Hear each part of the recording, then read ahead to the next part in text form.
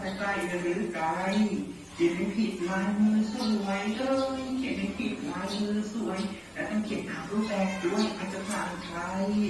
ขีดกระดาษก็ไม่มีเลยขีดกระดาษก็ไม่มีแล้วถ้าไปจะมีเวลาที่ต้องจำไว้อาจารย์ก็ต้องใช้ที่ถูกต้องเลยปรับนามาใช้ที่ถูกต้องจนครูผมหลานลูกก็ว่าจากเมื่อวานเราเรียนจดหมายป่วยหรือจดหมายกี่คู่รักทีนี้วันนี้เราจะเรียนการเขียนจดหมายถึงผู้ปก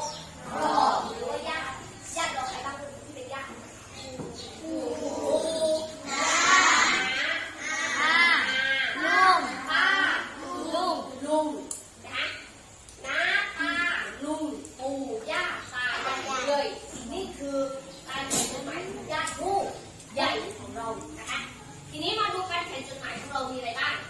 นะการเขียนจดหมายถึงญาติผู้ใหญ่เป็นการเขียนจดหมายส่วนตัวนะนี่คือจดหมายส่วนตัวเพื่อติดต่อส่งข่าวบอกเรื่องราวต่างๆนี่ไม่ใช่เนี่ยนะคะแบบนี้แต่ก็ต้องเรียนรู้ไว้ทีนี้รูปแบบของการเขียนคล้ายเหมือนกันเลยนะคะด้านหลังตรงนี้1 เซนติเมตรด้านหน้าตรงนี้1 นิ้วไม่มีเป็นพืชนะคะคำขึ้นต้นวันที่ต้องอยู่กึ่งกลางคำลงท้ายการเขียนจดหมายหาญาติผู้ใหญ่ไม่มีขอรับรองว่าเป็นความจริงนะคะจะไม่มีต่างจากเมื่อวานทีนี้มาดูเราจะแบ่งแบบนี้นะคะตรงนี้จะไม่ค่อยเห็นมันเป็นตัวสีขาวอันนี้ก็จะเป็นบ้านเลขที่ของเราใครเอามายังวันนี้จุดไปแล้วเอามือลงค่ะแล้วที่เขียนต่อไปวันที่ก็อยู่ตรงกลางนะคะที่มือได้ก็ดูเอาสมุดขึ้นมานะคะ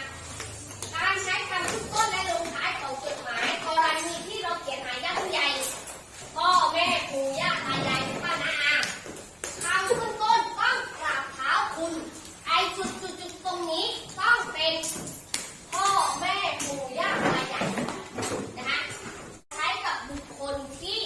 อาวุโสนะคะเช่นปู่ย่าตายายของเราลุงป้าน้าอาคำลงท้ายเราเขียนเสร็จด้วยความเคารพอย่างสูงนะคะด้วยความเคารพอย่างสูงอย่าลืมของการใช้แทนตัวเราผู้เขียนนะคะคือตัวเราต้องใช้ผมกับผมหลานหนูเท่านั้นนะคะเราจะใช้คำไม่สุภาพได้ไหมพี่นายจะเขียนถึงปู่ขึ้นต้นนะคะเมื่อกี้ปู่ย่าตายายอันนี้ลุงป้าน้าอาให้ผมหนูหรือหลานเมื่อกี้ถ้าย้อนกลับไปกับผมดิฉันนะคะและใช้แทนผู้เขียนก็คุณลุงคุณเหมือนกันค่ะคุณลุงคุณป้าคุณน้าคุณอาหรือว่าท่านนะคะนี่ก็คือกรณีที่เราเขียนถึงลุงป้าน้าอานะคะก็ผู้อาวุโสรองมาจากคุณพ่อคุณแม่คุณปู่คุณย่าคุณตาคุณยายก็จะเป็นลุงป้าน้าอาของเรานี่การจ่าหน้าซองการจ่าหน้าซองควรเขียนให้ชัดเจนถูกต้องครบถ้วนเขียนหน้าอักษรนีด้วยเลขอินทวาราบิกไม่ใช่เลขไทยนะคะตรงนี้ก็จะเป็นดวงตาไปสียาคมนะคะอย่างนี้ก็จะภาษาตรงนี้จะเป็นชื่อผู้เขียนก็คือตัวเราตรงนี้จะเป็นผู้รับก็คือป้าน้าอานะคะหรือพ่อแม่หรือย่าตายายของเราถ้าจะมี2ที่นี้คุณค่าของการเขียนจดหมายนะคะมีหลายคนถามผู้เขียนทำไมนี้มันสะดวกใช่ค่ะมันสะดวกมันสบายแต่การเขียนจดหมายทำให้เราเนี่ยเป็นผู้เขียนที่ดีใช้คำที่ถูกต้องใช้ภาษาที่ถูกต้องนะเขาบอกว่าได้เขียนเล่าเรื่องราวที่ไม่อาจสามารถบอกด้วยคำพูดได้เช่นเราจะบอกรักพ่อไม่กล้าวันทะเลาะกับพ่อไม่ถูกกับพ่อแต่ถึงวันพ่อเราจะบอกรักก็เลยใช้ข้อความในการเขียนเช่นเขียนจดหมายพิมพ์